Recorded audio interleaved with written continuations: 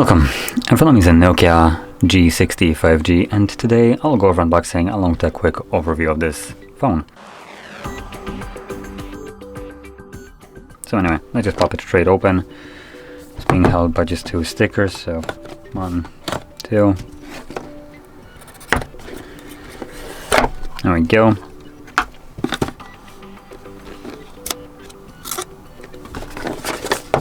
There's our phone.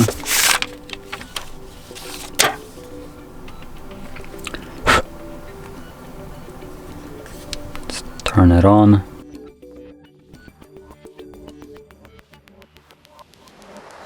Come on, today.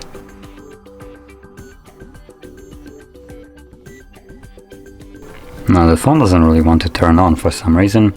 Anyway, I'm just gonna see what else is in the box. Well, there we go. Oh yeah, it's completely dead.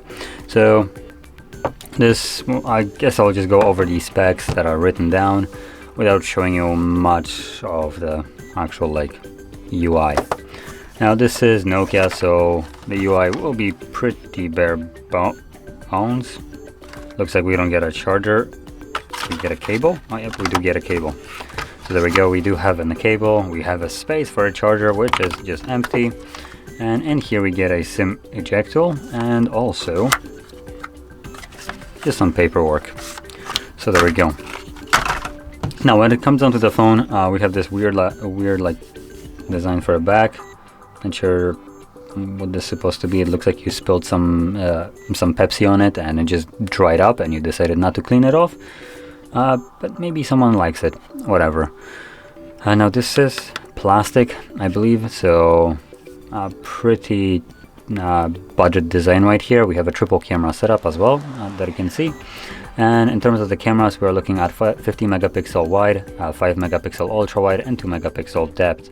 So we do have one sticker camera, which is the depth sensor. It's absolutely useless. Then on the side we have a volume rockers and power button that also doubles as a fingerprint sensor. It is in this concaved area, though I'm not necessarily the biggest fan of this. This is the second time I've seen this design, so it just kind of makes the fingerprint catch your finger and not the pleasant way. Now on the left side, top left side, we have a SIM tray, which I'm gonna pop out so we can see what. There we go. So it takes either 2 SIM cards or 1 SIM card and 1 SD card. So you can extend the storage past whatever you get, which in this, what the heck, it didn't go in correctly. It looks like something just came off the tray. Yep, the rubber seal doesn't wanna. Ah, there we go. The rubber seal for some reason came out and was blocking the way.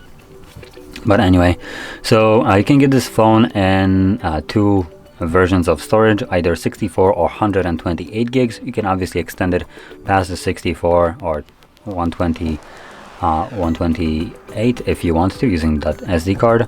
Now what you cannot extend is the amount of RAM you get the phone with, so you have a choice between 4 or 6 gigs of RAM.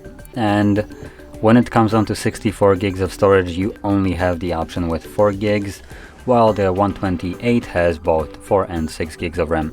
Personally, I would probably recommend going for the 6. This will allow you to have a phone that can last a little bit longer and just feel a little bit faster in certain circumstances when, like in the future, when apps might take a little bit more RAM than they do right now. But anyway, with that being said, this entire phone is being powered by Snapdragon 695, which is a 5G chipset, also like the name of the phone suggests. And also it's powered by 4500 mAh battery. Now, as you've seen, we don't have a charger in the box, but the phone charges at 20 watts. They're calling it fast charging, though at this point I think it's just normal charging.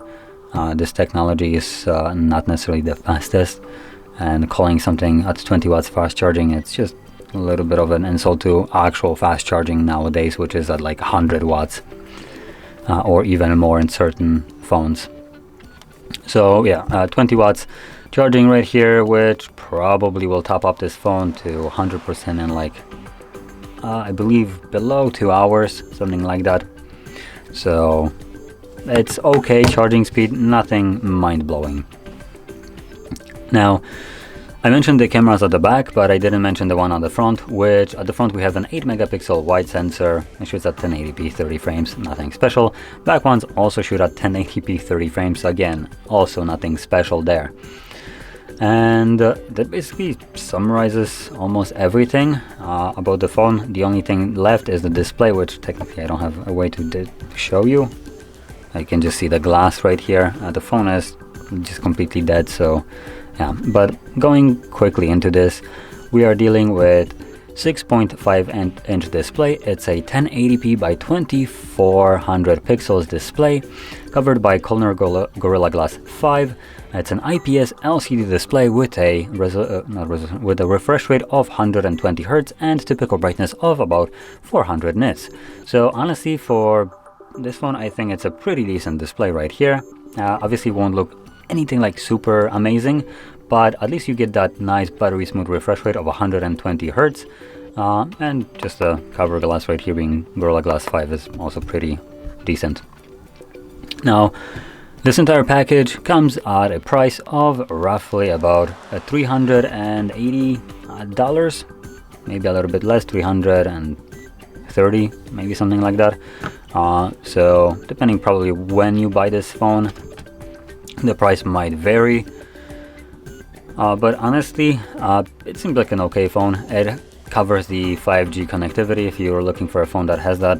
Obviously this one, and the display should be pretty nice with the 120 Hz refresh rate.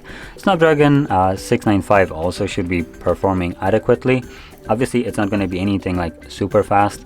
This phone won't be just breaking benchmarks of anything. Cameras are subpar right here, and that's basically all I have to say about this phone.